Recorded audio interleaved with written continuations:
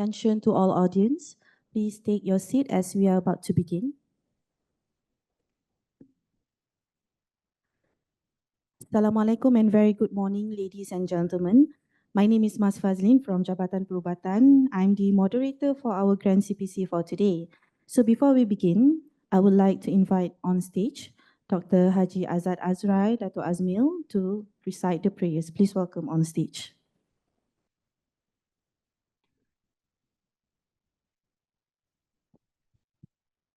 أعوذ بالله من الشيطان الرجيم بسم الله الرحمن الرحيم الحمد لله رب العالمين والصلاة والسلام على أشرف الأنبياء والمرسلين وعلى آله وصحبه أجمعين اللهم نور قلوبنا بنور هدايتك كما نورت الأرض بنورك شمسك عبدا برحمتك يا أرحم الراحمين اللهم الجمع جمعنا هذا جمع مرحوما وتفارقنا من بعده وتفرق معصوما ربنا آتنا في الدنيا حسنة وفي الآخرة حسنة وقنا عذاب النار وصلى الله على سيدنا محمد وعلى آله وصحبه وسلم والحمد لله رب العالمين. Thank you, Dr. Azad. As we are about to explore an interesting case today, as the topic suggests earlier, Occam versus Hickam Dictum, behind the curtain of a Diagnostic Odyssey, I would like to introduce our chairperson for today, Associate Professor Dr. Muhammad Faisal Abdul Hamid, a distinguished senior consultant pulmonologist at Hospital Canselor Tuanku Muhriz, and his expertise in pleural diseases under the mentorship of renowned Professor Gary Lee at Sir Charles Keitner Hospital, Australia. With an impressive array of international research and publications, he is highly sought after for his skill in managing intricate pleural cases, receiving referrals from across the nation. I would like to invite Professor Faisal on stage. Please welcome.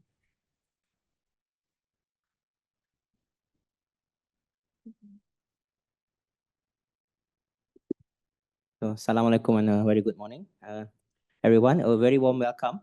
So it is actually our turn here today, Respiratory Unit, to organize CPC. And actually we are honored to have with us today Prof. Datin Dr. Marina Madbaki. Thank you for spending time.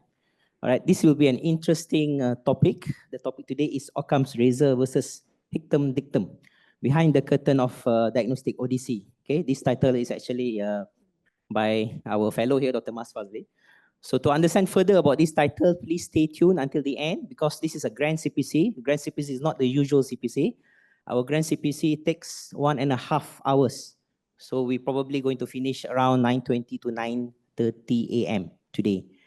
All right, and probably towards the end, then only you can make comparison between what is actually a Occam razor versus Hickam Dictum. And the other difference between a Grand CPC and normal CPC is that in Grand CPC, we have international experts. And we are honored today to have an international distinguished speaker from all the way from Australia, Prof. Dr. Gary Lee.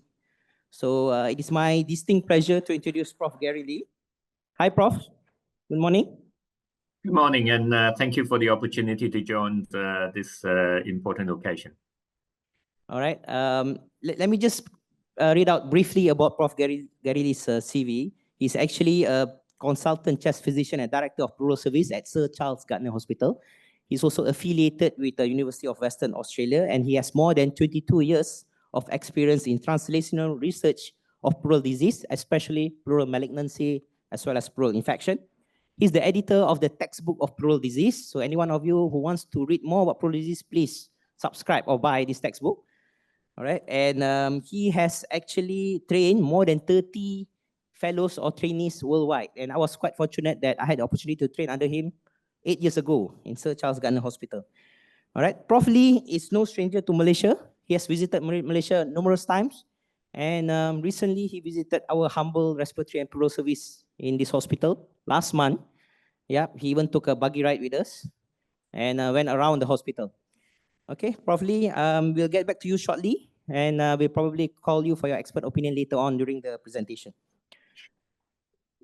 Now, let me introduce our other esteemed speakers. As I call your name, please come forward and take your seat. Okay, our first speaker is none other than Prof. Associate Prof. Dr. Adawiyah Jamil. All right, she is a consultant dermatologist in HCTM UKM. She was the former head of a dermatology unit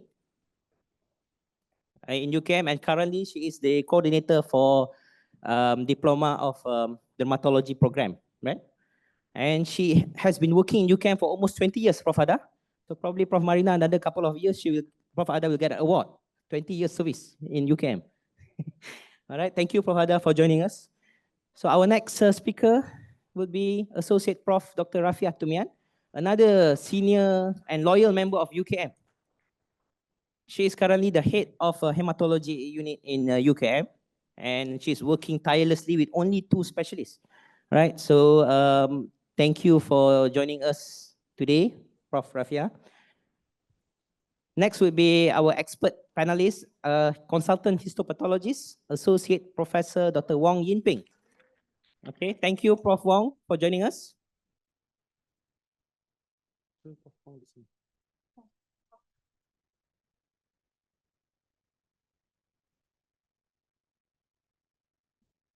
Okay, next I would like to introduce our young cardiologist, Dr. Nur Diana Muhammad Farouk. She has just completed her training 1 year in IGN, and thank you for joining us today. And I hope that by the addition of Dr. Nur Diana, we can actually reduce the burden of cardiology clinic. Dr. Shawar, I heard you went home at 8 p.m. on your clinic days. So thank you, Dr. Diana, for joining us. All right, next I would like to introduce our moderator for today. Okay, it's none other than our respiratory and pleural fellow, Dr. Mas Fazlin Muhammad Jailani. And she will be actually briefing us throughout the case. And our star for today is none other than Dr. Siti Afifah Amri. Okay, please come forward. Dr. Siti Afifah is our internal medicine trainee, future physician. And again, Dr. Afifah, the purpose of this CPC is not to scrutinize you. The purpose of this CPC is mainly to assess your thought process. All right, I don't expect you to come up with a diagnosis after 2 or 3 slides, because it took us few months to diagnose this case. Okay, so good luck to you. Okay, Dr. Afifah. All right, as an introduction, pleural diseases, there are more than 60 causes of pleural effusion. And UKM being a pioneer center, being a tertiary center, we should not be happy by just diagnosing parapneumonic effusion or tuberculous pleural effusion, because you don't need a pulmonologist to diagnose that. In fact, we should actually look hard for the rarest of possibilities, rare causes and so on, as we are in a tertiary center. And today's case is actually quite unique, because you will only experience this case probably 1 or twice in your lifetime, because this is often a case which is undiagnosed. And later on, towards the end of the CPC, we will actually enlighten you what is actually the diagnosis. So let's start off our CPC today. And without further ado, let's begin. And I will invite Dr. Mas Fazlin to introduce the case and moderate the session. Okay, thank you.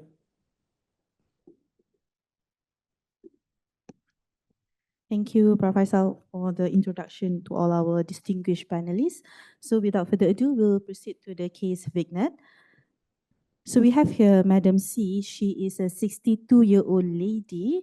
She was a lifetime non-smoker, and she was married, and she had 4 children. She never worked. She was a housewife before. And for the pre-morbidities, she has a background of hypertension and also dyslipidemia. So when we revisit back the history about 2 years ago, she first presented to us in April 2022. At that time, the complaint was worsening shortness of breath, also reduced effort tolerance for 2 weeks duration. At that time, she did not have any cough or wheezing, and upon further exploration, there is no history of previous TB infection or also TB contact in the past. So when we examined her at that time, she was tachypnic with a respiratory rate of 24 breaths per minute. She was afebrile and the blood pressure was normal. There was no finger clubbing and there was no lymphadenopathy elsewhere. So when we ausculted the lung, the findings that we were about to reveal were confined to the left side from upper down to the lower zone. At that time, we found there was a reduced breath sound with reduced vocal parameters, and it was stony dullness on percussion. For the cardiovascular examination, it was unremarkable. The first and second heart sound was heard, and there was no murmur at that time. So Dr. Siti Afifah, At this point of time, what are the further histories that you would like to ask further? In a patient presented with shortness of breath as well as a reduced affect tolerance, quite chronic 2 months history. So I would like to ask for the first history regarding the failure symptoms. Is patient have any autopnea or paroxysmal nocturna dyspnea as well as a lower limb swelling? Apart from that, any associated with the acute coronary syndrome symptoms such as chest pain, palpitation? Other than that, I would like to know if any associated with the constipation symptoms such as a loss of weight, loss of appetite, or any associated with the B symptoms, prolonged fever or night sweat. Apart from that, I want to know any family history of the malignancy. Other than that, I would like to know if any risk factor for pulmonary embolism in this lady, such as any hemoptysis or prolonged immobilization. Other than that, I want to know if any associated with TB symptoms, any TB contact, or any chronic cough or hemoptysis in the patient. I want to know if any associated with other malignancy features, symptoms such as altered bowel habit, any parietal bleed or postmenopausal bleed or any breast lump palpable for the patient. That's kind of very long list that you want to ask, which is good. So basically what Dr. Afifah is trying to ask is to explore further what are the possible causes of the shortness of breath in this lady. With regards to TB, I think we've mentioned earlier that she does not have any TB contact or TB infection in the past. So mainly the shortness of breath worsen on exertion. So as mentioned earlier, we need to route other extrapulmonary cause. So you should not, for the benefit of medical student, you should not focus on the lung that can cause the shortness of breath. So explore further on the extrapulmonary causes for shortness of breath, like Dr. Afifah had mentioned, if the patient had acute coronary syndrome. So to answer that, she does not have any chest pain or palpitation on presentation.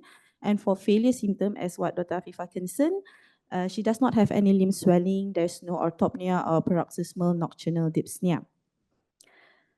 She does not have hemoptysis. There was no cuff pain, and she does not have any risk to develop pulmonary embolism from history, whereby she was independent at that time and she was mobilized freely without any assistance. For malignancy point, there was no constitutional symptoms, and the symptoms was short duration. It was 2 weeks initially. And with pertaining to the family history, her elder brother passed away due to advanced colon carcinoma. So these are the initial investigation for full blood count, renal profile, liver profile, as well as septic parameters. So I would like to call upon again Dr. Afifah, would you kindly interpret this blood investigation? There is a high leukocytosis in the presence of the total white 15 with predominantly neutrophils. Other than that, patient have an acute kidney injury, evidence of the urea 13.4 with the creatinine 143. Apart from that, we can see that patient also have a hypoalbuminemia, could be a chronic diseases as well. There is a slightly raise of the septic parameters with the C-reactive proteins of 5.35. Okay, thank you. So as mentioned, you can, when you overview the blood results, the red color coded for the benefit of medical student is raised and the blue color coded is low. So now you can have a look at the chest X-ray on the initial presentation. So again, we will call our medical registrar to interpret the chest radiograph in a proper manner. Chest X-ray reviewed homogeneous opacity of the left side involving upper zone until the lower zone. There is a mediastinal shift towards the opposite side, including the tracheal deviation as well. Other than that, I don't see any consolidation over the right side of the lung. The heart, from here, I think there is a cardiomegaly, evidence of the cardiothoracic ratio more than 0.5.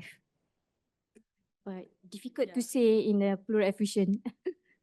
Yes, that was a tricky question. So you cannot really comment on the cardiomegaly once the film is not really central, it's a bit rotated, and the presence of opacity actually hinders you to calculate the cardiothoracic ratio.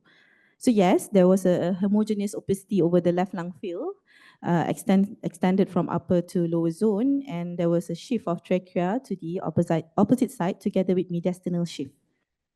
So now again, back to you, Afifah. At this juncture, what would you think the diagnosis would be? Differential diagnosis, I could be based on the pleural fluid analysis, is either transudative or exudative. But at this juncture, I think my most probable differential diagnosis from the exudative pleural effusion, I need to rule out chronic parapneumonia effusion such as TB, lung empyema. Other than that, I need to rule out any malignancy associated, either primary or secondary malignancy. If the transudative causes, we can consider heart failure, but usually it will be bilateral pleural effusion rather than single pleural effusion. Other than that, hypoalbuminemia also in a bilateral pleural effusion, including the liver failure or any end-stage chronic kidney disease or congestive cardiac failure. That's all.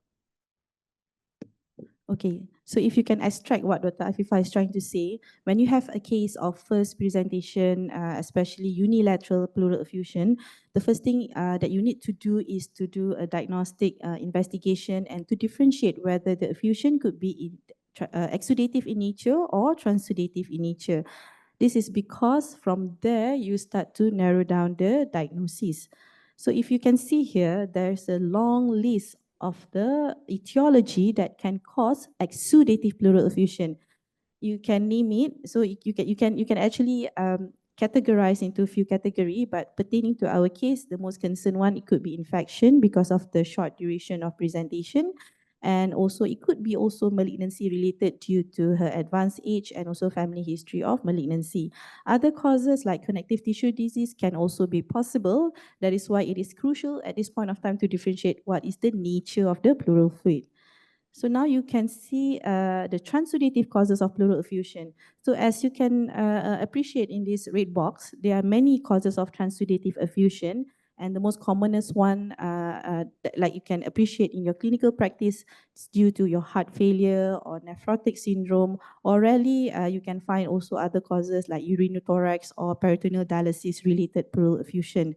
There are terminology for this category of effusion where we call all this as PEEVO, P-E-E-V-O, pleural effusion of extravascular origin. Okay, it can be transudative and it can be also exudative. Bear in mind that you can also have some exudative effusion that you saw earlier in the previous slide that may present as transudative effusion, like the one listed on your left-hand side, which is your myeloidosis, chylothorax, malignancy, or even sarcoidosis. So these cases sometimes, although naturally it should be exudative, but it can also present as transudative. For example, malignant effusion, you can have transudative effusion in about 3 to 17% of the prevalence. So you should not disregard a transudative effusion in a patient with underlying primary malignancy with a transudative effusion. Okay, so now back to you, Afifah. At this point, you know the diagnosis and what is your next step of management? For pertaining this case, I would like to do bedside ultrasound thorax to know is a simple or complex pleural effusion. If there is possible for drainage, I would like to insert a Sildinger chest drain and send for all the pleural fluid analysis. So we need to know biochemistry from the base on the Lights criteria to know is it exudative or transudative. Apart from that, we have to send for culture, screening for TB as well, TB, AFB, TB PCR, ADA as well as MTB-CNS. Apart from that, I want to send for cytology with the adequate volume, 25 to 50 mils. And pertaining for this case, which is bear to mind that our differential diagnosis could be malignancy related. So I would like to arrange for CT, thorax, abdomen, pelvis for the patient. Why do you need that much volume for cytology again? There's a journal that mentioned that adequate volume can help to get a proper adequate analysis of the fluid from the cytopine itself. Yes, but she's trying to say there was a paper saying that that particular amount of volume will result in a higher yield of you picking up the atypical cells. So yes, Oh, belum. So yes, like when the patient presented, she was tachypnic at that time and the effusion was massive. So we need to drain for therapeutic as well as diagnostic purposes. So as you can appreciate the chest radiograph on the screen, where there was a chest drain shadow over the left hemithorax and the effusion now has gone. So the pleural fluid analysis at this point during her first presentation was exudative, proved by the ratio based on Likes criteria, where the protein ratio is more than 0.5 and the LDH pleural fluid to serum ratio more than 0.88. So the LDH was 322 millimole per liter. The culture was negative. Direct smear for tuberculosis and also TB PCR was also negative. However, the culture at that point of time was still pending because it takes time for your Lowenstein Janssen medium to culture TB is about 6 weeks. So at that point of time, we do not have yet the result. And the cytology came back as atypical cell scenes, however, unable to proceed with cell block at that moment. So further investigation as what Dr. Afifah would like to request to screen for the malignancy because of her advanced age and also the positive family history. We did send a tumor marker and we did perform a CT thorax, abdomen, pelvis as well as bronchoscopy. So the tumor marker came back all within normal range and the CT thorax, abdomen was there was no evidence of primary malignancy at that time except for the left moderate pleural effusion with minimal right-sided effusion and adjacent collapse. For the bronchoscopy, when we performed, the findings were normal. There's no endobronchial mass, there's not much of secretion, and the bronchial alveolar lavage that was performed, the results were all unremarkable from the culture, cytology, as well as the gene expert for tuberculosis. So at this point of time, when the patient was recovered and the chest drain was removed, we actually allow her to go home and give her appointment about 6 weeks to come back to us. Number one, to review the symptoms. Number two, to repeat the chest radiograph to see any recurrence and also to review for the TB culture. But at that point of time, she was lost to follow-up. She did not turn up for the appointment. However, about a year later, from April 2022 up to January 2023, she came back to us again with similar symptoms, whereby the symptoms was progressive, worsening, shortness of breath. At that time, the vital signs were normal. She was afebrile, but a bit tachypnic. The respiratory rate was 22 breaths per minute. And lung examination show reduced breath count from right mid to lower zone with reduced vocal resonance and stony dullness on percussion. So these are the initial blood investigation.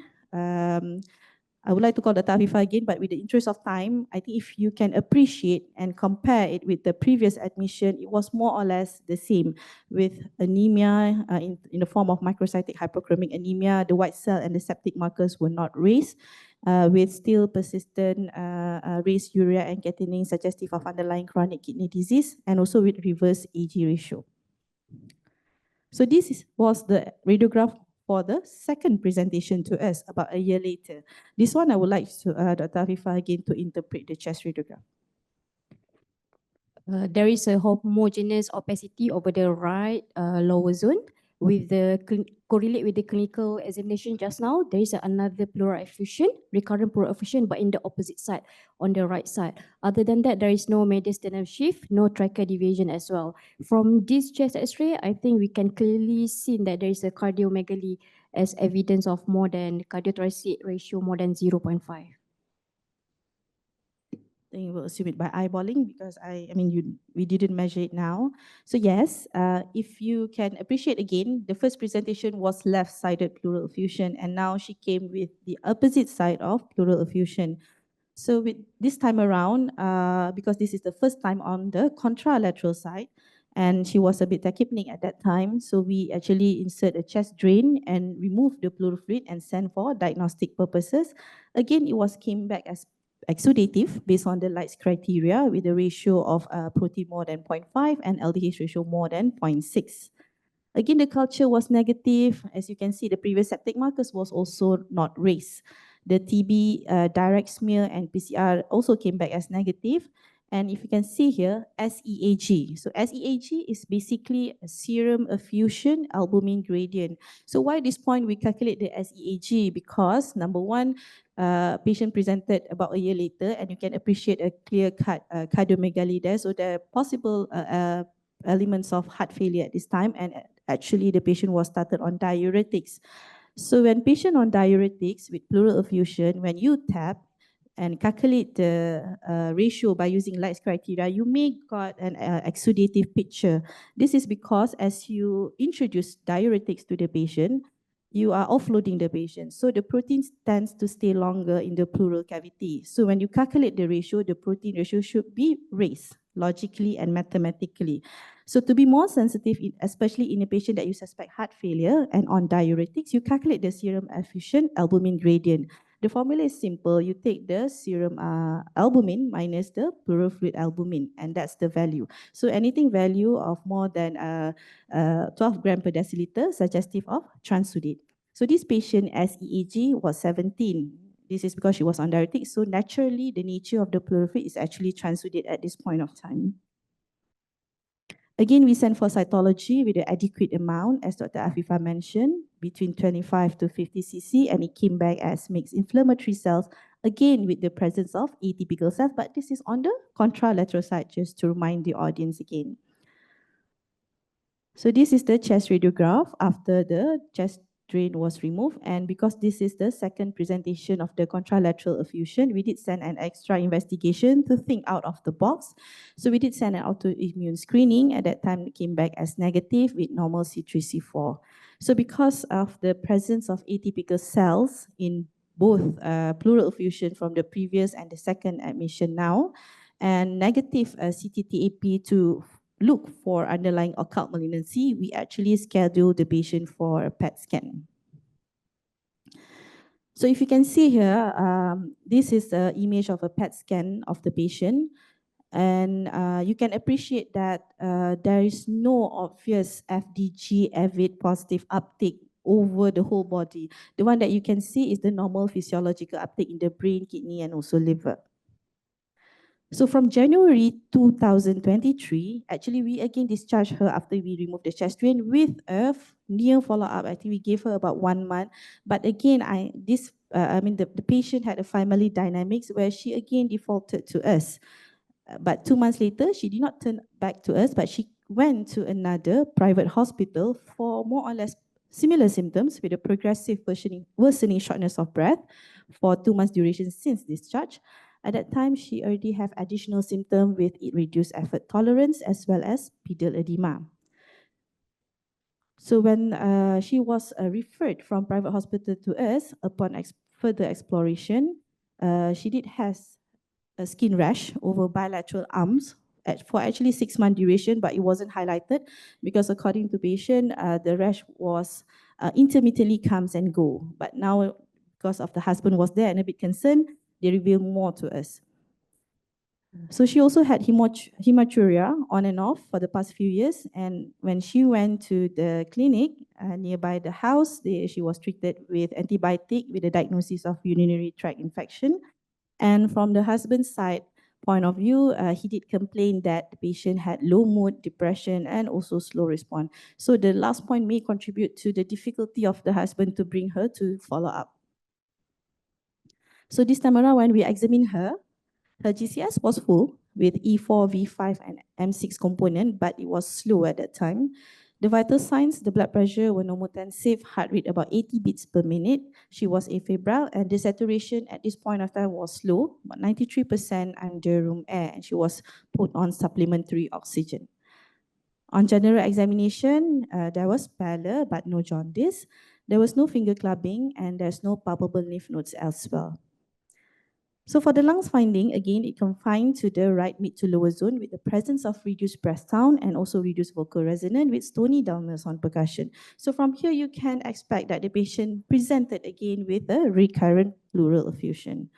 For cardiovascular examination, it was unremarkable, and also per abdomen, it was soft, non-tender, there was no organomegaly or mass palpable. She did have bilateral lower limb edema, and when we examined, there was a lesion over the bilateral forearm. As you can appreciate, the skin lesion with consented of the patient at that time. I think Dr. Afifah can try and just give a short description for the skin lesion. There is a purpuric rash, can see from this upper limb. I need to know is a blanchable or non-blanchable skin lesion. Other than that, these features can be purpuric or ecchymosis, early ecchymosis as well. I didn't see any other changes apart from the erythematous part. Yes, this is when we actually examine before we get dermatology input, it was non-blanchable purpuric kind of like rash. So with all this summary from revisiting the history about 1 year plus ago with this current presentation, we actually did a bit more further for this time around. So this is again the initial baseline blood investigation. So at one glance, you still can appreciate the blood investigation was more or less similar except for the worsening creatinine levels slightly from the baseline.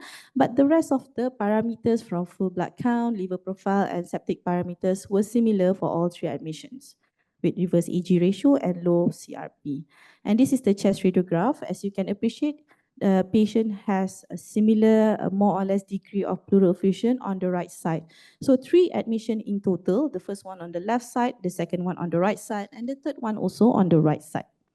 So because this is a recurrent pleural effusion on a similar site with previous history of presence of cytology, malignant cell, atypical cells in the cytology. So we actually did a bit further investigation that I will reveal later. So now, to just summarize what the patient has, the problem list for the patient number 1, she has recurrent bilateral effusion, as I mentioned earlier. Number 2, she has microcytic hypochromic anemia, the hemoglobin range between 8 to 10. And she also has acute on chronic kidney disease with hematuria in the past. At this time around, when we checked her urine, it was negative for blood, only presence of leukocytes. She also has hypoalbuminemia. The albumin level was low, and she had a bilateral non-blanchable purpuric rash of the both upper limb. And from the history, the husband did mention that the mood is a bit low, and probably the patient has major depressive disorder. So with all these problems, Afifah, can you come with a differential diagnosis at this point, and what would you like to do further to narrow down and get to the possible diagnosis before we proceed with further investigation? For the differential diagnosis part, as you can see, this is a systemic disease with evolving multi-system. So I would like to consider systemic lupus erythematosus in the female lady in spite of the age already more than 60 years old.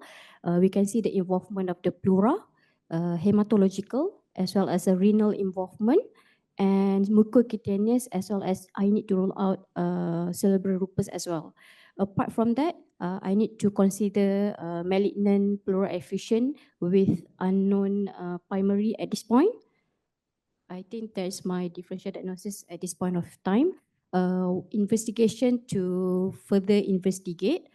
I need to know the screening for the connective tissue disease again, because it's the recurrent symptoms, as well as assess the disease activity by sending complement 3, complement 4, as well as anti-DNA titer, and then resend the NA level as well. Apart from that, for the renal part, I need, in the view of the acute on CKD with the hematuria, I would like to do ultrasound kidney KUB, kidney ureter bladder, to know any obstructive pictures, or as well as the size of the kidney, if any feasibility for the renal biopsy. And as well as I need to send a urine FME to know any blood. If there is a presence of blood, maybe there is a role for urine phase contrast, and then to know if any proteinuria, and with the quantification from the urine PCI as well.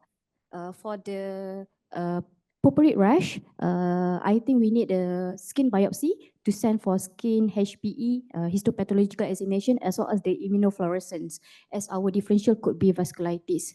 For the pleural effusion, in view of the recurrent bilateral pleural effusion, as well as still undetermined the diagnosis, maybe we can consider pleuroscopy if the fluid is adequate enough to do a fluoroscopy to send for the pleural biopsy. And for the neurological symptoms, we can do a CECT brain as well as MRI brain to look any vasculitic changes and to rule out a cerebral lupus, and need to rule out lumbar puncture as well to rule out any effective associated for the neurological part. So it's a very long list from the Afifah investigation that she would like to perform. So basically, the basic principle is when you have this many kind of problem lists, and this is something that unsettled for about a year, and you need to do more extra about it. So for the effusion, yes, we'll do fluoroscopy, and for the kidney, maybe because of the background of chronic kidney disease, and with other presentation of hers, as you can see from first, second, third admission, you need to do more extra, maybe in the form of any role of doing renal biopsy, and also refer to dermatology for the skin biopsy. So differential diagnosis at this point, as pointed out by Dr. Afifah, the commonest one always comes first. So although the age a bit advanced, but she still may have underlying systemic lupus erythematosus came in with flare at this time, with multi-organ involvement, which is involving the pleura, cutaneous, kidney, and possible the brain. And also there's also a possibility of that she having a malignant pleural effusion. However, at this point of time, we still need to look the underlying primary malignancy if there is any. So these are the investigation performed for her. As you can see, we did repeat the autoimmune screening. We performed a lumbar puncture together with the Siti brain. And we also requested for ultrasound kidney, ureter bladder, and also sent for urine FME and urine PCI. We also get an ECG and echo that was missed during the last follow-up because she did not able to come for follow-up. And we did perform a fluoroscopy together with pleural biopsy as well as skin biopsy. So I will share with you the rest of the investigation except for the one highlighted in the red box that will present by the respective panelists.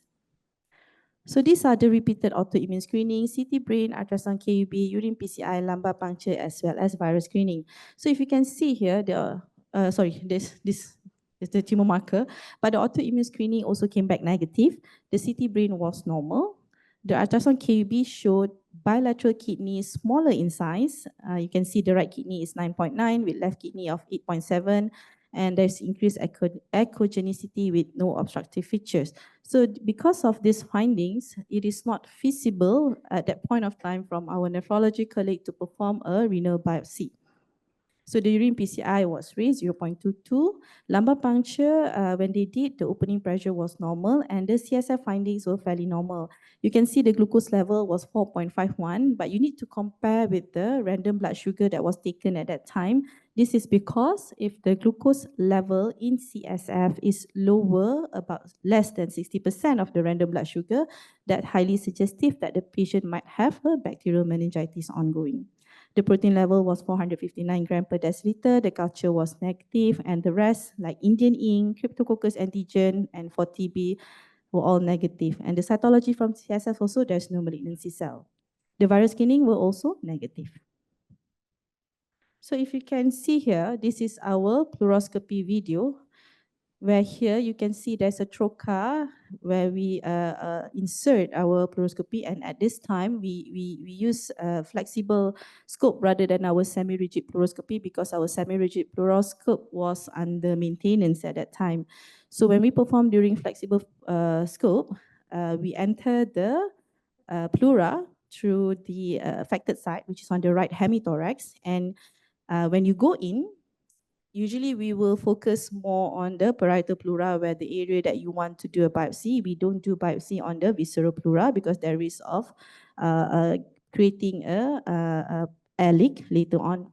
So when you visualize inside, you can see here, this is more of the costal pleural side. So there are 4 areas that you want to see: costal pleural side, mediastinal pleura, your cervical area, and also your diaphragmatic area. So as you can see, as we move the scope along, to visualize all these 4 areas, the pleural lining were fairly normal with no obvious presence of nodules or irregularities. So with these findings, we actually did a random pleural biopsy at the area at the this This is at the apex. So you can see there's an area of redness here among all pleura at this area. So at this area, we actually perform multiple biopsy and send for histopathological examination. So you can see that is the most erythematous area that we can find, that we hope it will yield something from the HP examination. So this is one of the attempts that we take. Usually when we perform fluoroscopy, we take more than that, sometimes up to 7 to 10 samples. Some bleeding is expected, but usually is self-limiting, provided that the patient has normal platelet and normal coagulation profile. So this time around, we still sent for the pleural fluid analysis, and it also came back as exudative. The culture was negative, cytology at this time was negative for atypical cells as compared to the previous 2 admission, and the TB was negative. And we also sent for histopathological examination. So before we proceed to the findings of the pleural biopsy results, I would like to call back Prof. Faisal later on to invite our professional expert. So at this point of time, while waiting for the HPE to come back, usually it will take up to 2 weeks maximum, or maybe a week, depending on the sample. So we actually decide, after a discussion with multidisciplinary team, including nephrology and rheumatology, to treat her at that time as seronegative systemic lupus erythematosus with multi-organ involvement, as evidence as number 1, she did have a recurrent bilateral pleural effusion that could be the manifestation of serositis in SLE, and she might have a CNS involvement, although the CT brain and lumbar puncture does not reveal any much of remarkable results. She did have some cutaneous lesion in the form of non-blanchable purpuric rash, and that could be one of the SLE manifestation. And we also perform a skin biopsy for that just 2 days after we did the fluoroscopy. And because of the presence of acute kidney injury with nephrotic range proteinuria and previous history of hematuria, this all actually may contribute to the SLE presentation. And with that, she was started with intravenous methylprednisolone for the above condition. So I would like to invite Prof. Faisal to introduce Prof. Gary and get his thank you, opinion. Dr. Mas, for the summary of the case. So basically, this is an elderly, middle-aged female with recurrent sequential bilateral pleural effusion with some multi-organ involvement. And the pleural fluid analysis wasn't that diagnostic, wasn't that helpful to us, because at one point it was transudative and at another point it was exudative. Patient had few occasions that atypical cells but unable to detect any malignant cells. So I would like to invite Prof. Gary Lee. Hi, Prof. Oh, hi. Obviously, this is an interesting case. And first of all, I'd like to congratulate the trainee who has been asked all the questions. I think she did really, really well. I think the differentials of this kind of condition is very wide, as you have listed. We're clearly looking at a uniforming diagnosis, and it would have to be a systemic condition, and including all the ones that has been mentioned, especially connective tissue diseases. But nowadays, we also would include IgG4 diseases as one of those multi-system diseases. And I think the other differentials I would also include is whether it could be just a chronic kidney disease with uremic pruritus, which is always difficult because it's a diagnosis by exclusion. And I think all the appropriate investigation has been done, maybe without the echo results at the moment, which will be one of the things that I would like to see, because it was transudative in one occasion and exudative on other occasions, and I would like to, have that. Whether we would treat empirically would be entirely up to the clinicians at the bedside as to how sick the patient is. Ideally, we would always like to wait until we actually have a confirmed diagnosis, but that would have to be a clinical decision as to how sick the patient is at the bedside. And once all the investigation has been done, and I think all the appropriate investigation has been done, so I think it would not be an inappropriate decision to start treating. So I think those are the comments at this stage. Yeah. Another thing is, Prof, what do you think about the poroscopy video, the image? Yeah, I mean, the poroscopy is probably as normal a poroscopy macroscopic appearances as we will see. So most of the times when we do poroscopy on patients, you would not see such a normal pleura because most of those patients will either have pleural thickening or inflammation, etc. So the fact that you can actually see the blood vessels and the ribs and the fat underneath usually means that that is as normal as you can see. So for the audience who are not used to seeing it, then the normal parietal pleura is only several micrometers thick. And so you can actually, it's totally transparent. You can actually see the underlying blood vessels and muscles and fat. And so you know that macroscopically that is pretty normal. But while you're there, it is entirely appropriate to do some biopsies. And there are some situations where the biopsy might still be normal, even including the nowadays new diagnosis of mesothelioma in situ can also have these kind of appearances. So while you're there, even though macroscopically it looks normal, biopsy is still very important. Okay, thank you very much, Prof. Lee. I think we'll get back to you later during the second presentation. I'll pass back to Dr. Mas. Thank you, Prof. Gary. So next, we will like to call upon Associate Professor Dr. Wong Yin Ping. She's a consultant histopathologist that will actually and finally reveal the answer to us. Please welcome. Very good morning to everyone.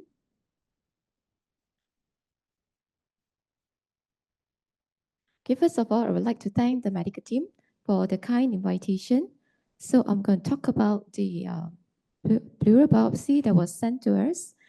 So what we received is the two specimens labeled as costal pleural discrete nodules, as well as a random costal pleural biopsy.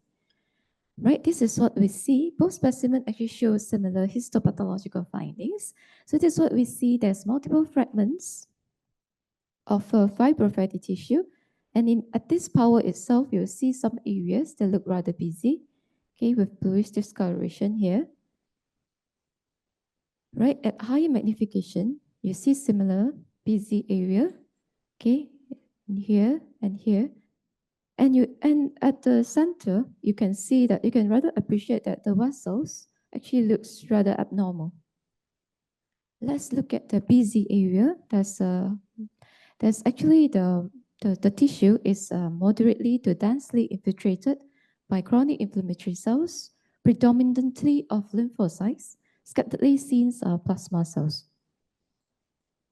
Okay, so let's look at the area of interest where we can appreciate these are the amorphous eosinophilic material that actually deposits on the vessels.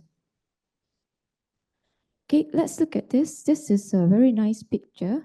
You can see that there is amorphous eosinophilic material that deposits on the vessels. This insert actually shows a picture of a normal vessel for comparison.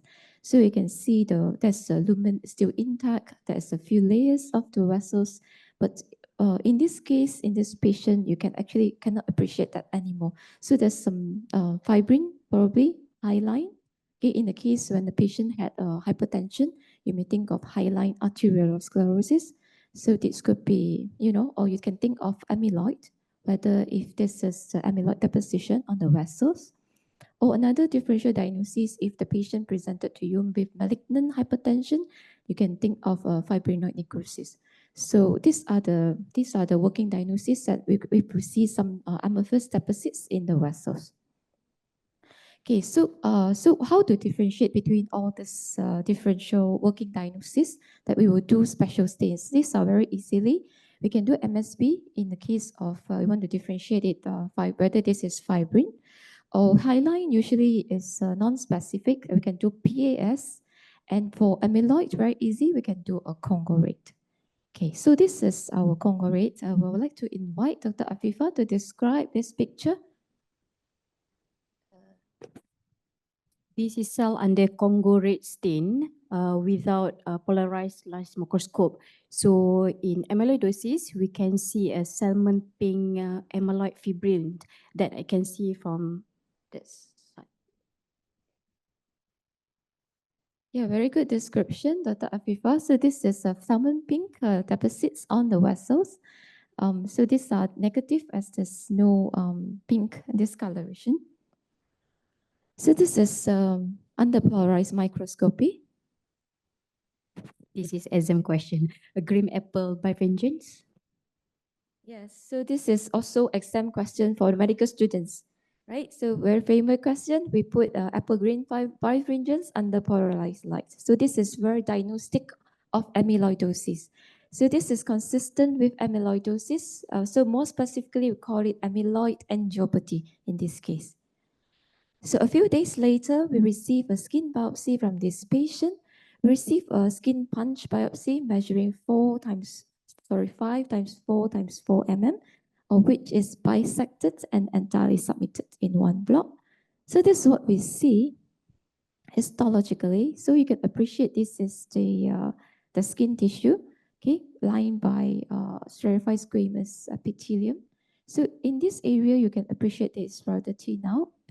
Okay, and the upper dermis actually showed heavy sun-damaged skin as characterized by solar elastosis. This is quite severe, right? At a higher magnification, you can see the purplish area, all this sun damaged area where the elastic tissue was actually destroyed.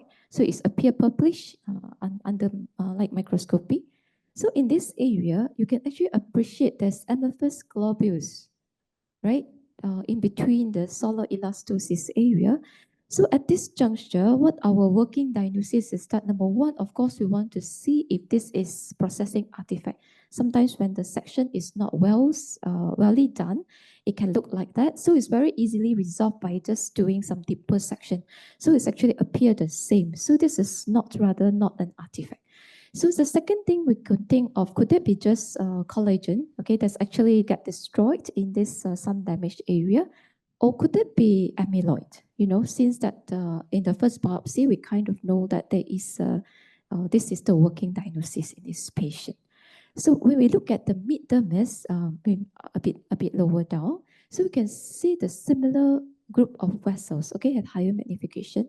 This is rather the normal vessels, as you can still see, appreciate the lumens, you can still see the muscular layers, okay, this is small arterioles. So, but what happened to these vessels? You can actually see as amorphous eosinophilic material deposits, right? Not as classic as the one I showed earlier. So the same thing, we repeat, we do a conglomerate stains. So all these amorphous globules was shown just now, was actually highlighted by the conglomerate stain by salmon pink color. Right, so this is again, so the same vessels, so the similar vessels that actually highlight by conglomerate with salmon pink color. So this is again classic for amyloidosis. So we look under, it shows upper green birefringence under polarized light by polarized microscope. So our diagnosis, cutaneous amyloidosis. So with that, I thank you very much. Okay, thank you, Prof. Wong, for revealing the secret. So now I would like to invite Prof. Adawiyah from the lung to the largest organ of the body, the skin. Okay, please welcome Prof. Ada. Thank you, Prof. Faisal. Good morning, everyone. Okay, so I'm going to focus on the cutaneous amyloidosis. Amyloidosis is a systemic disease, obviously, but there is also primary localized cutaneous amyloidosis only. So the skin lesions do look different depending on whether it is systemic amyloid or purely cutaneous amyloid. So if we look at this table, we have the types of proteins there, and also the target organs which are commonly involved with those proteins and the cutaneous involvement. Okay, so we look at the most common systemic amyloidosis first, which is the AL. So in this case, what we see are actually pinch or post-proctoscopic purpura. The word pinch purpura means the purpura occurs with very minor trauma. So you don't have to pinch the patient, please don't. But with minor trauma, they will develop ecchymosis, bruising, basically. Also nodules, waxy plaques, and also macroglossia. Then the other cutaneous manifestations that we can observe could be subcutaneous and sublingual nodules. The fat pad aspiration or biopsy is basically the subcutaneous fat, which can be done to confirm the diagnosis of amyloidosis, even though there is no skin lesions on the patient. So the diagnosis would be based on the amyloids present in the subcutaneous fat, and that is recommended if we are suspecting the AA protein, and if the amyloid affected all systems except the CNS system. Okay, other than that, periorbital purpura, nodules, again, the fat pad aspiration biopsy for the ATTR type protein. If the amyloidosis affect the heart, liver, kidney, or the nervous system, as in the apolipoprotein amyloid, then we can expect to see yellow and maculopapuloschemous lesions. So the lesions, as you can see here, they are not very specific to amyloid. So we have to have a suspicion of other organs involvement with amyloidosis. With, on top of that, the skin involvement, then we can do a biopsy to help confirm the diagnosis. As we know, to biopsy other organs are quite difficult, right? Okay, and the ones below on the tables are basically more rare, and they are localized amyloid. So this is how it look like, the pinch purpura or petechiae purpura or ecchymosis, typically occurring over the upper chest and also periorbital area. So if you look at the pictures, none of them are mine or ours except the middle one, which I flip around. That is our patient that we're discussing today.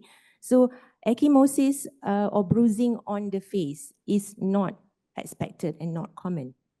So that is a big clue. But if we see ecchymosis on the upper limbs, even on the trunk sometimes, it is very, very common. You go to any of the medical wards today and you look at all the elderly patients, I would say like maybe more than half of them would have bruising on their upper limbs, right? So maybe I can ask Dr. Afifah then, what is the diagnosis for those? Differential diagnosis for purpura. I think based on etiology, can be platelet disorder such as very severe thrombocytopenia or idiopathic thrombocytic purpura, ITP, betul. And then can be coagulation disorder such as DIC, disseminated intravascular coagulopathy, can be vascular disorder as well, such as vasculitis, or in this case is amyloidosis or traumatic. Yeah, or in the older age, we can see senile purpura. I just want to highlight senile purpura. It is very, very common. It's simply due to the natural process of aging where the skin atrophy and the cutaneous capillaries becomes very fragile, so they bruise very easily. Okay, Prof. Wong has showed us that the amyloid are actually deposited in the blood vessel walls and also around it. That's why it makes the blood vessel very fragile and they bruise easily. Okay, this is how the waxy plaques or nodules may look like. Like I said, it is not specific. And these are not my own pictures because amyloidosis is very rare in terms of the cutaneous manifestation of systemic amyloidosis. And we have never had any patient before except for this one. Macroglossia, identified by indentation of the teeth on the tongue. And this is how the nodules on the tongue may look like.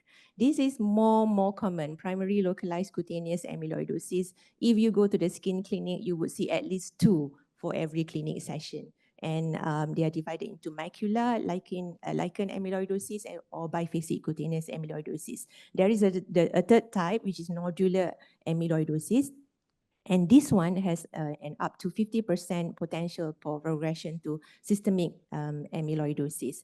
The other two, macula and lichen, is not at all associated with systemic amyloidosis. So if you see them, there is no need to look for or screen for systemic amyloids. So this is how they look like. Basically, they are papules and they are rough when you palpate. And there is a distinct pattern to it. It's called the ripple pattern. So dark brown papules, most patients would complain that it is itchy. Some people do not have itchiness at all. The ripple pattern, is you can see, is the lines here and here and here. Okay, I think it's quite clear to my eyes, but maybe you can imagine it. Right, and what are the sites affected? Most common are the shins. They can also affect the upper arms and also the back. So maybe I can just try to show the ripple pattern again here, because that is the important feature of it. So you see there are papules and they are arranged linearly and in sort of lines. That's the ripple pattern. So that is a treatment. So there is a lot of treatment options. And as you all know, when there is a lot of treatment options, meaning none, not a single one works really well. Thank you very much. Thank you, Prof. Ada. So let's continue the journey of our patient. Thank you to Prof. Wong and Prof. Adawiyah. Now, it is quite clear that the patient have both pleural and also cutaneous amyloidosis. So we are actually halfway getting through uniting the symptoms. We are left with the heart and also the kidney. Yes, the heart and the kidney. So now back to Afifah, our medical registrar. You know that this patient already have pleural cutaneous amyloidosis, and with the presentation of heart failure in this patient, what would you actually expect to see in the ECG as well as the echo findings if this patient also have cardiac amyloidosis? For ECG, there is discordance between the left ventricular hypertrophy with opposite with the low voltage QRS complexes, and patient may develop prolonged PR interval or AV dissociation, indicates of the heart block, or patient may complicate into arrhythmia, which patient can come with the syncopal or pre-syncopal attack. So ECG can show atrial fibrillation or ventricular tachycardia and fibrillation. For the echo findings, as I told before, there is a global myocardium thickening with a sparkling appearance. Other than that, there's a pathognomonic features of the amyloid in echo, which from the global longitudinal strain, which shows cherry on top appearance with the apical sparing. Apart from that, patient may have a biatrial enlargement. That's it. Okay, thank you. You can hear all the fancy terms and acronyms. So I think for a better visualization, we'll invite further our cardiologist fellow, Dr. Nordiana, on stage to further discuss and share with us the patient's ECG and echo findings. Assalamualaikum and good morning. Thank you very much for the introduction. As Dr. Afifah has mentioned, the salient features of cardiac amyloidosis, but we'll go through the features on the echo. So this is a slide which summarizes the different type of amyloid disease with the precursor proteins and the major organ involvement. As you can see, the three main types, the AL, ATTR, hereditary, and the wild type, usually will present with heart involvement. So this is the echo for the patient. This is the parasternal long axis view.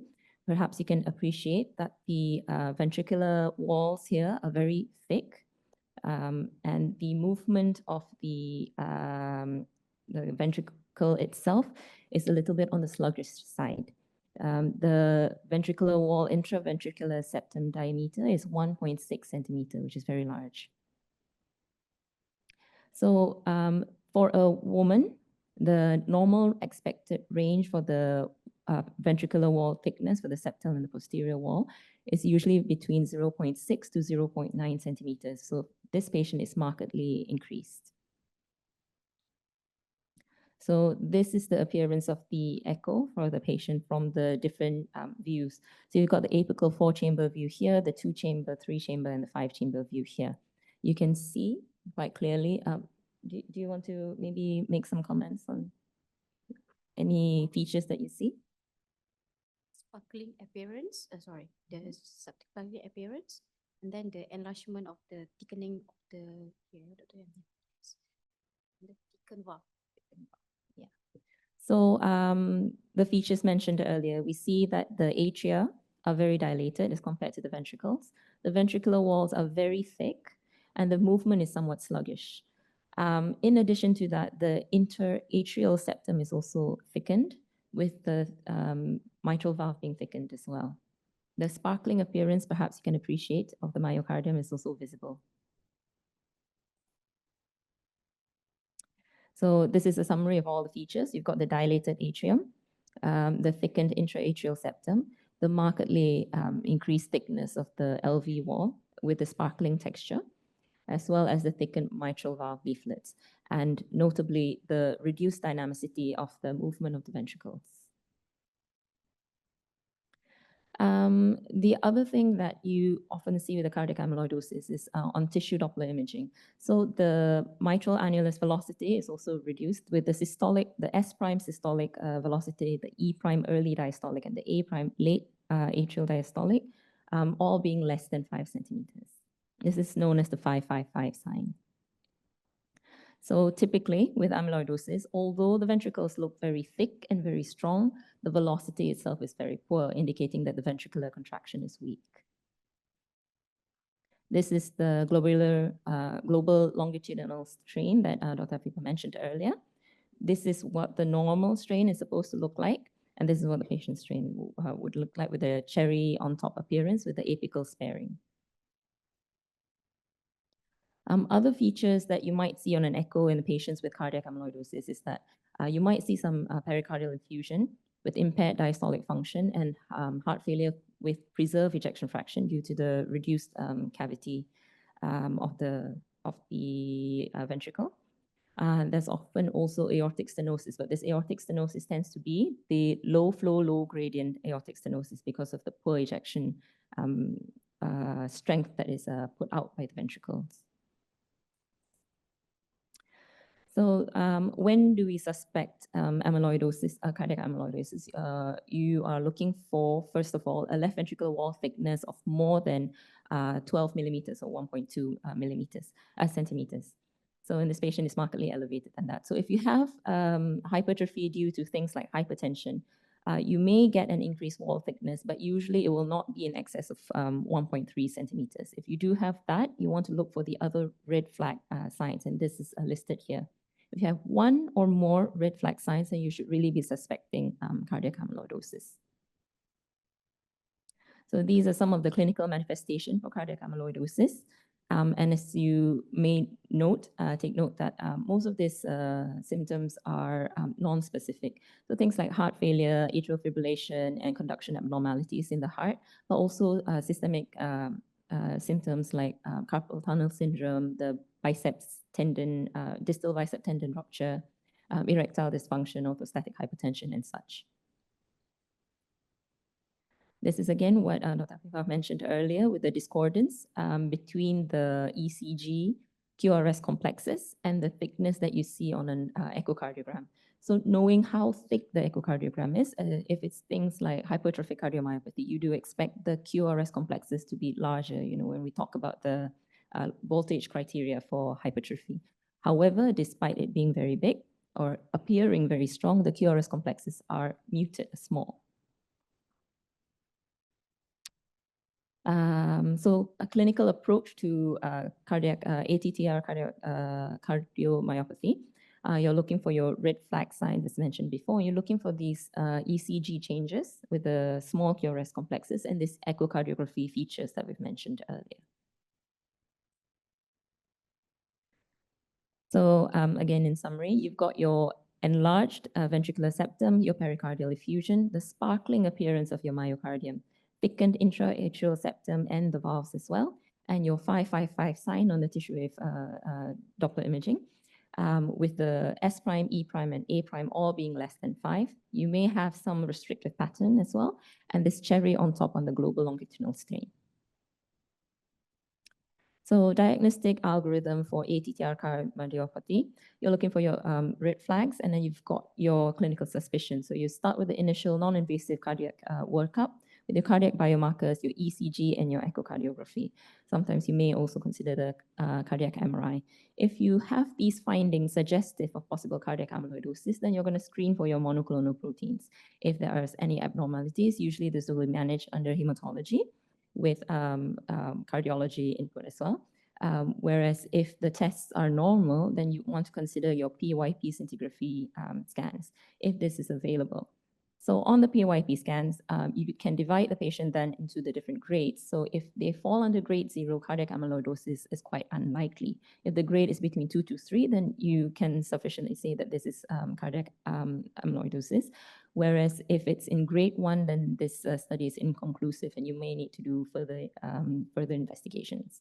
If PYP scintigraphy is not available, then you would need to consider things like endomyocardial biopsy, which is not without its risks. So if this is negative, then amyloidosis is unlikely, and if it's positive, then you can sufficiently treat it as an ATTR and proceed with genetic testing when available. So this is what you would expect to see on the PYP scan. If the cardiac uptake is absent, then it is labeled as grade 0, unlikely to be ATTR. If the uptake is visible but less than bone, then this is a grade 1, so inconclusive diagnosis. Grade 2 and grade 3 is when the cardiac uptake is similar to bone or increased to bone, and this is quite diagnostic for ATTR. So suspect cardiac amyloidosis if the patient has very thick left ventricular wall, if they have any of these red flag signs. The diagnostic criteria can be invasive or non-invasive. So you're going to start with your things like echo and your ECG, of course, and then you're going to may have to consider things like biopsy. So the diagnostic algorithm, you either do the PYP and the hematological tests for the serum free light chain and the serum and urine immunofixation studies as well. The treatment options, you can do the direct disease-modifying treatment for the different types of amyloidosis, and as well you can do the cardiac, treat the cardiac complications and the comorbidities such as for heart failure, atrial fibrillation, conduction disorders, thromboembolism, and the aortic stenosis. So how do you treat these comorbidities in the cardiac amyloidosis? If you find that the patient does have aortic stenosis, typically a TAVR improves the outcome. In thromboembolism, if you have atrial fibrillation, you would anticoagulate them regardless of the CHARTS-FAST score. In conduction disorders, you may have to consider things like a permanent pacemaker insertion. Heart failure is mostly with the fluid control and the diuretics. You do want to avoid beta blockers and ACE inhibitors and ARBs, as this can exacerbate symptoms. In some cases, if the patient is very lucky, you may even get a heart transplant for the patient. Atrial fibrillation is usually managed medically.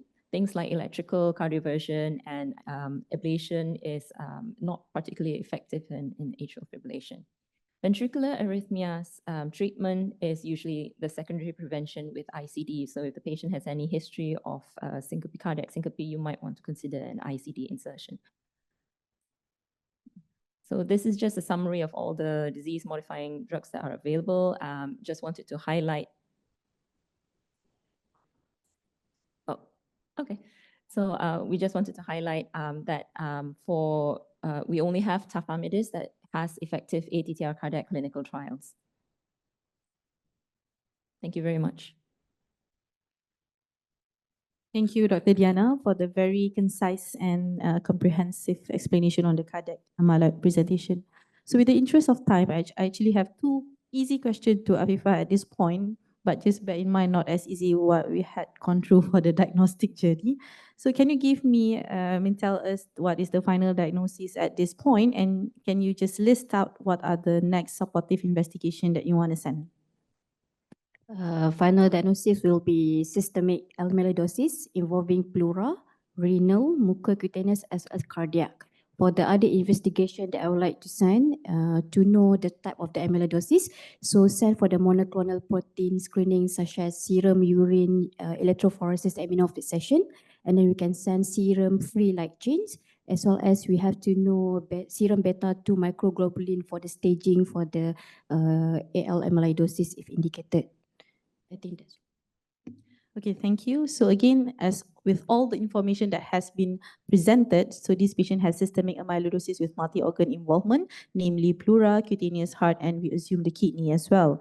So next investigation, as mentioned by Afifah, we want to send beta-2 microglobulin level, the serum urine electrophoresis swab, and also the serum free light chain ratio. So for this patient, the beta-2 microglobulin level was raised, and the swab, both for serum urine electrophoresis was also present, positive for presence of paraproteinemia with a pattern of IgG lambda, and the serum free light chain ratio was also reduced, which is 0.19. With this, I would like to further call upon stage Professor Dr. Rafiq Atumian to discuss on the treatment that we initiated to the patient and the outcome. Okay, Assalamualaikum and good morning. Thank you, Dr. Mas and Dr. Afifah.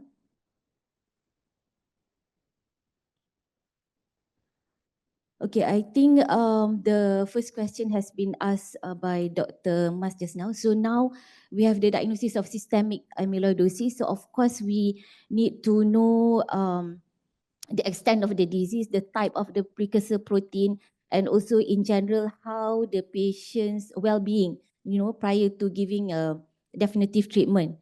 Okay, so Dr. Afifah, so, what are the principles of management at this point? For the systemic AL amyloidosis, the approach of treatment same as a multiple myeloma patient, which is to know transplant eligibility or non-transplant eligibility. For this age, I think it's a transplant non-eligibility patient. So we can consider first-line treatment triple therapy, VCT, Velcade, cyclophosphamide, and dexamethasone. As patient also have a AKI.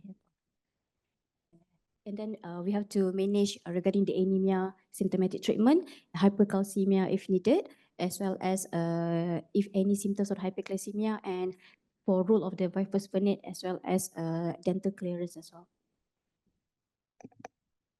Okay, okay, fair enough. Okay, so we have to know whether this is associated with any plasma cell dyscrasia. So basically to diagnose presence of plasma cell dyscrasia, we have to do bone marrow aspiration and trophine to look for any abnormal plasma cells.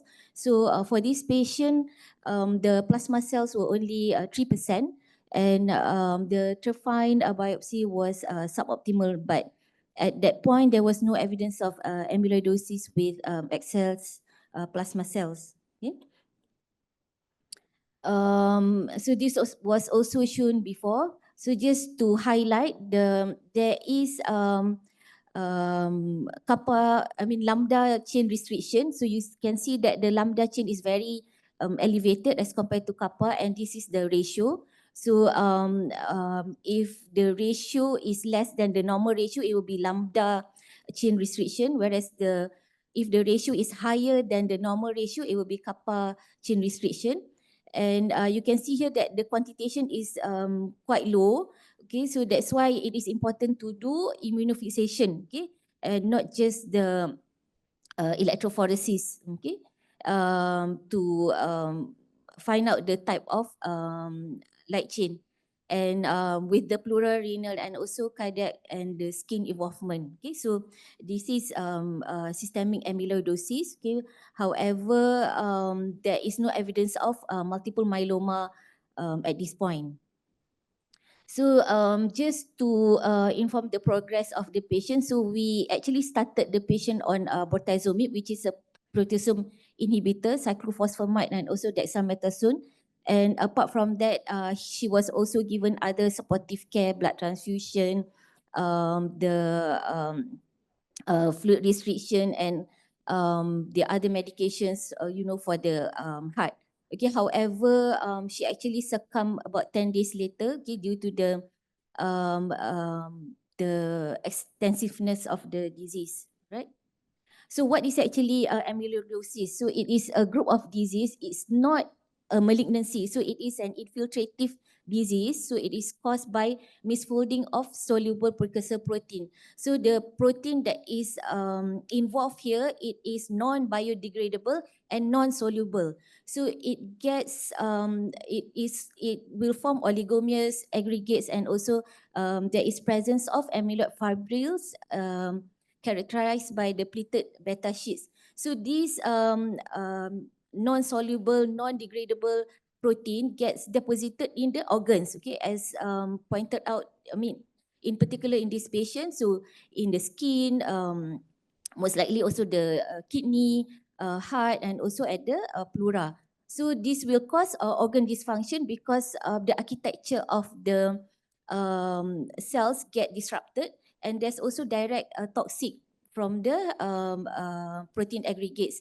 So it can be systemic or localized, and it can be hereditary or acquired, okay, as shown by the previous panelists. So there is a small clones, okay, producing the precursor proteins. Okay, so these proteins are non-biodegradable and also non-soluble. So it gets deposited in the respective organs. So in particular for this patient has AL amyloidosis.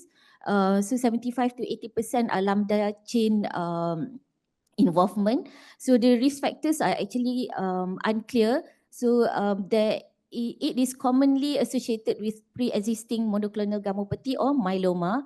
So as you can see here, AL amyloidosis, about 10 to 15% of patients with myeloma, and in about 1,000 plus patients with MGUS, the relative risk was found to be about 8.8% with a 1% incidence of AL amyloid.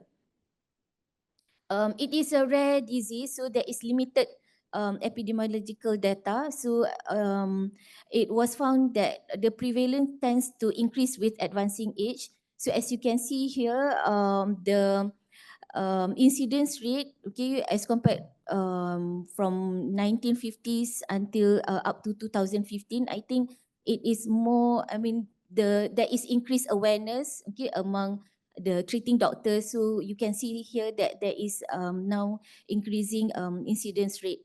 Okay. So the clinical presentation will depend on where the proteins are or amyloid fibrils being deposited. Okay, so heart, lung, kidneys, GI tract, okay, and not to forget blood and also the nervous system. So the diagnosis, okay, as mentioned, it requires the evidence of amyloid deposit. So as shown by Prof. Wong before this, the findings, okay, congruent dye and also the apple birefringence under the polarized light.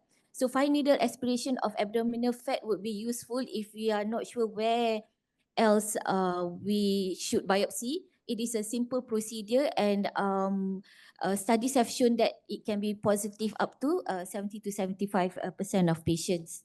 Okay, so of course, a part of the assessment we have to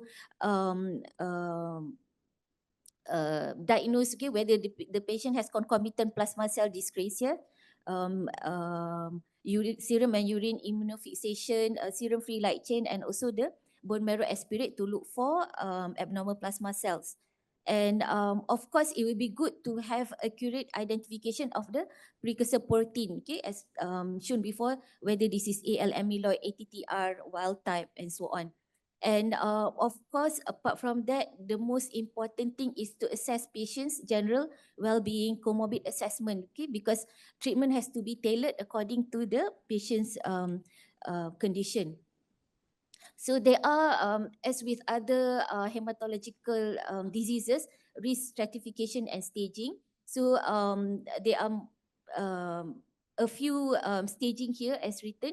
So some predict the more accurately whether there is early death or late survival. Okay, so as you can see, I mean, this patient pro-BNP was more than 8,000. So she is, I mean, if we go according to the European modification 2013, she would be about stage 2. Okay. All right. So management, as you can see, with the systemic involvement, it requires multidisciplinary approach, and this can vary according to the extent and severity of organ involvement.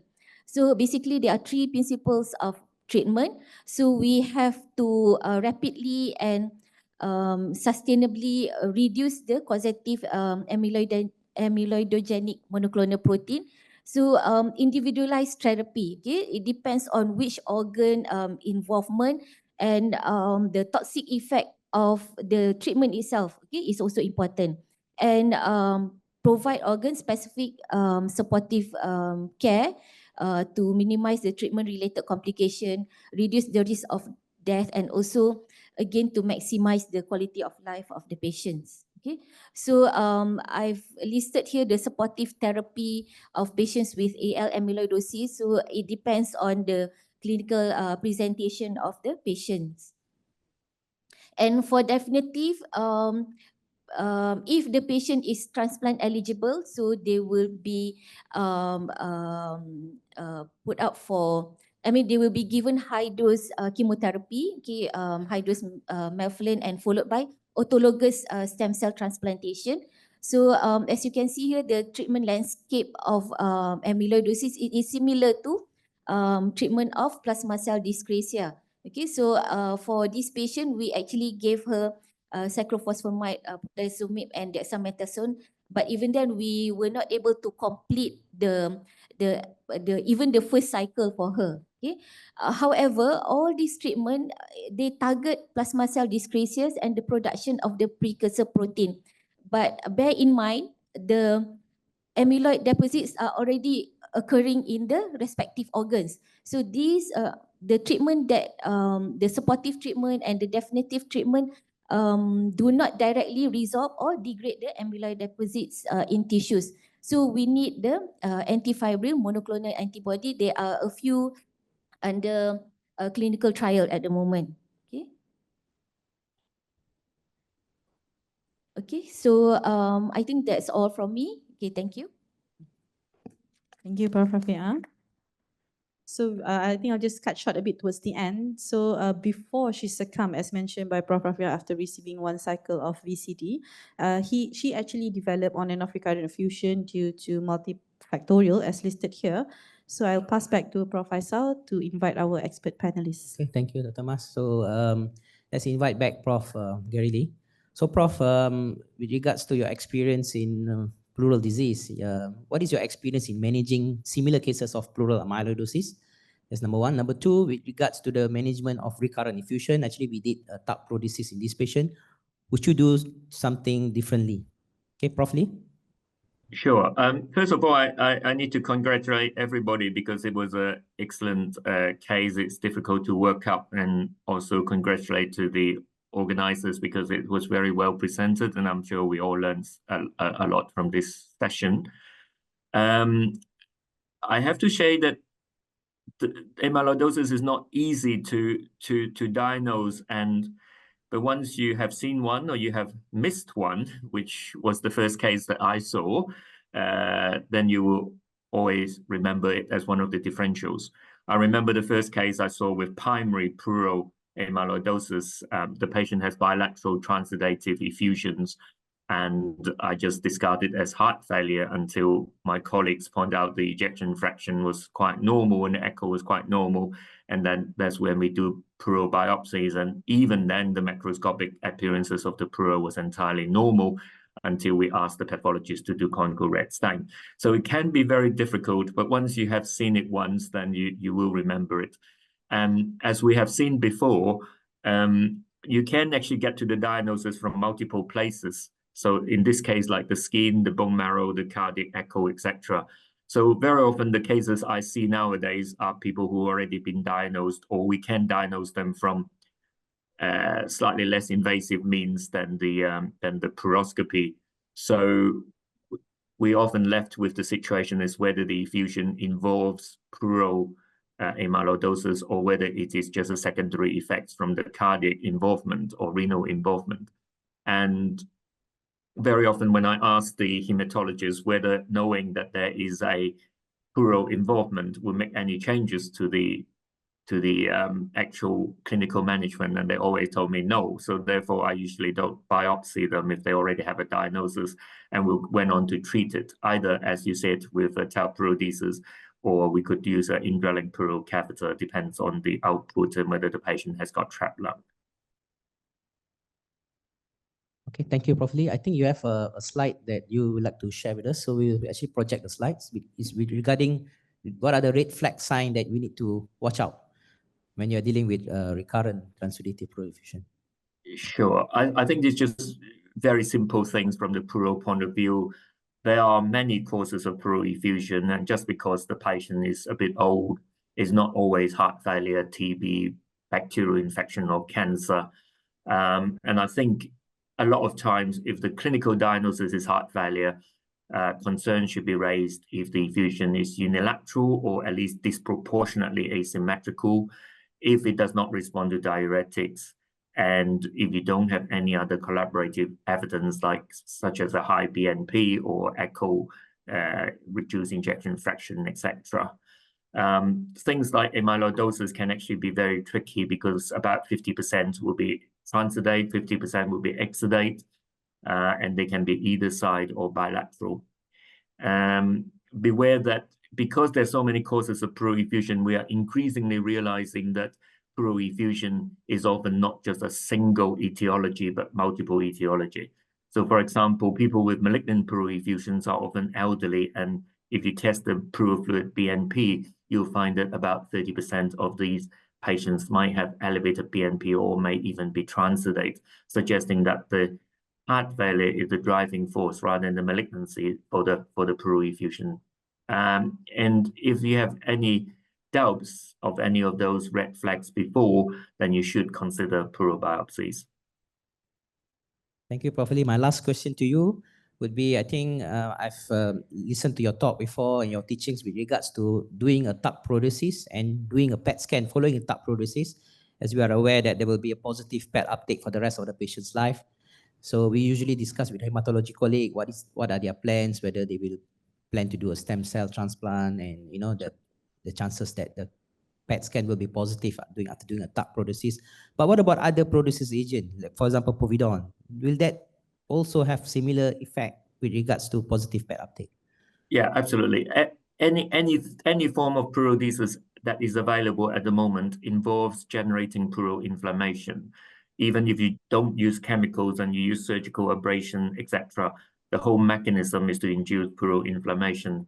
So the PET scan of the pleura will always be positive. And the longer we have had PET scan now, the longer we know that it will stay positive pretty much for the rest of the patient's life. So not just for amyloidosis, but also for other malignancies, we always discuss with the primary clinician, be it the hematologist or the oncologist, as to whether the pleura is important for the disease monitoring. If the pleura is the only site of disease, which is quite common, maybe not for amyloidosis, but for other cancers, then sometimes we might avoid doing a pleurodesis, because after that, it's not just the PET scan will be positive, but you can also have pleural thickening and also nodular pleural changes, which might make the monitoring of disease response very difficult for the oncologist or hematologist. Okay, thank you, Prof. Lee. Actually, we have a lot of questions, but in the interest of time, I think we have to go through the last slide, the conclusion slide. Thank you, Prof. Lee, for joining us. I'll be meeting you next month, probably in Bali. Wabib. Thank you, Prof. Lee.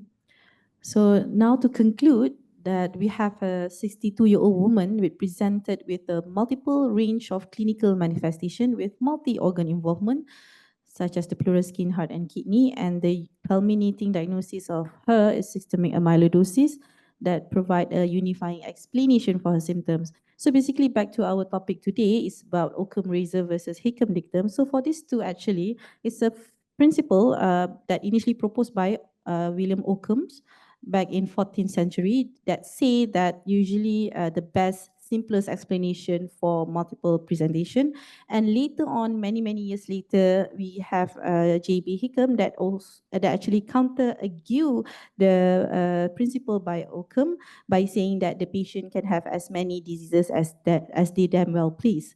So with these two, actually, when you have a patient, the most important thing is if you could not really fit all the symptoms to a diagnosis, always think that the patient might have some alternative or other diagnosis, more than one for the multiple presentation. So for this case, actually, we actually apply to Occam's principle, where actually the systemic amyloidosis that has make her presented with a multi-organ involvement and a bit of confusion in the initial part.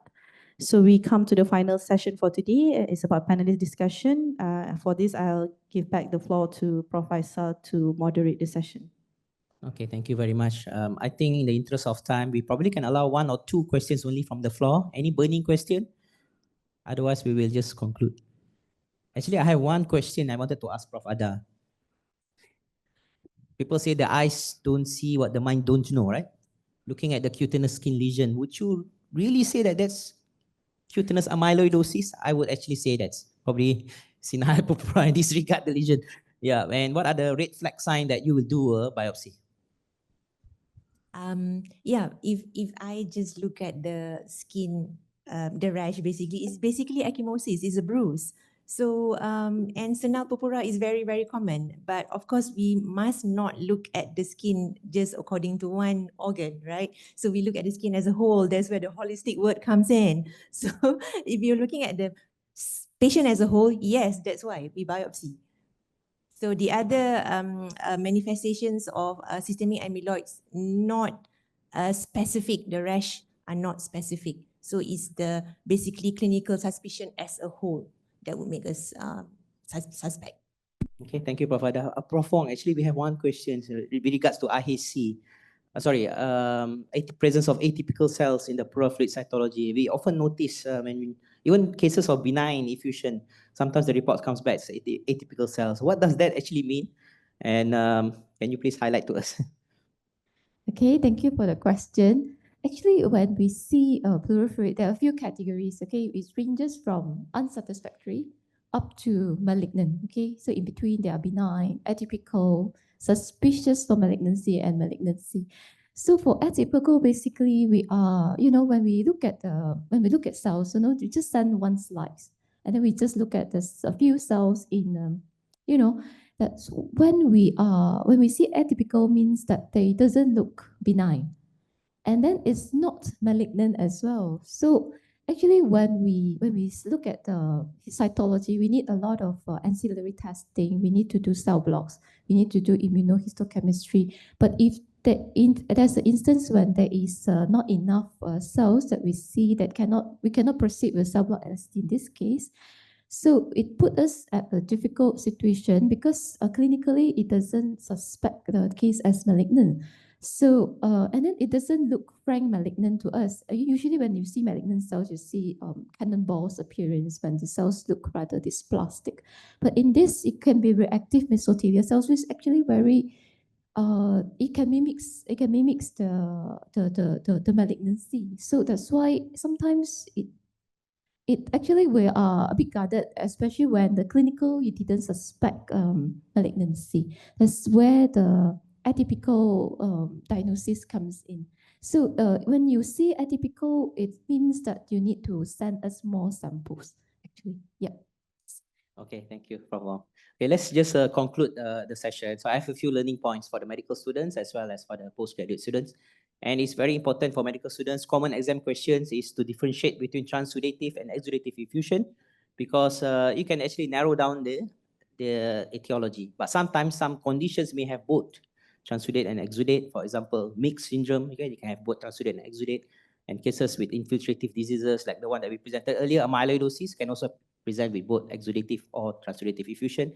Not to forget malignancy, okay? Up to 30% of malignancy can be transudate.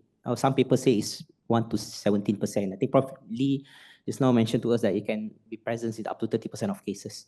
And we have been using this Lights criteria since 1972, before I was born. Yeah? So this Lights criteria has a sensitivity of 98% and specificity of 74%. And in some conditions, we probably, to avoid misdiagnosis of exudate, especially in patients on heart failure, on diuretics, we actually calculate the serum effusion albumin gradient, anything more than 12 grams per liter or 1.2 grams per deciliter, it is actually a transudate. And of course, for the postgraduate students, you mustn't be happy with only Lights criteria. We have to think beyond Lights. Okay, there are many other parameters that can be used to differentiate between transudate and exudate. But Prof. Lee have published an article before that we mustn't be looking at transudate or exudate, but we must come out with a proper test, proper biomarker in the pleural fluid that can tell us the exact diagnosis. For example, pleural NT-proBNP, you can send in heart failure. So if you have a pleural NT-proBNP of more than 1,005 picogram per milliliter, that is most likely you're dealing with a heart failure related effusion. And we must always consider the underlying systemic condition to complement the effusion analysis for ensure adequate diagnosis and management, like in this patient. So infiltrative, must always think about infiltrative diseases. So medicine is not always straightforward. If you notice that this is an image, I'm not sure whether how many of you can really diagnose what picture is this. But sometimes we have to look things at different perspective, and this is actually an image of the Sphinx. Yeah. So in medicine, you have to think 360 degrees, and what the eyes doesn't see, the mind doesn't know, and it doesn't exist. Okay. Thank you very much to everyone. Thank you for the panelists. All right. Please stay back for picture. Medical students, we have Kahoot questions for you. We'll be giving prizes for the top 3 winners. Okay. Thank you. Thank you for the online speakers. Thank you, Prof. Gary Lee. Thank you all. So for the medical student here, you can join your the quiz in a while, and we provide for the top 3 winner prizes over here, and you can claim on stage immediately. Yeah. So I think we can share the quiz.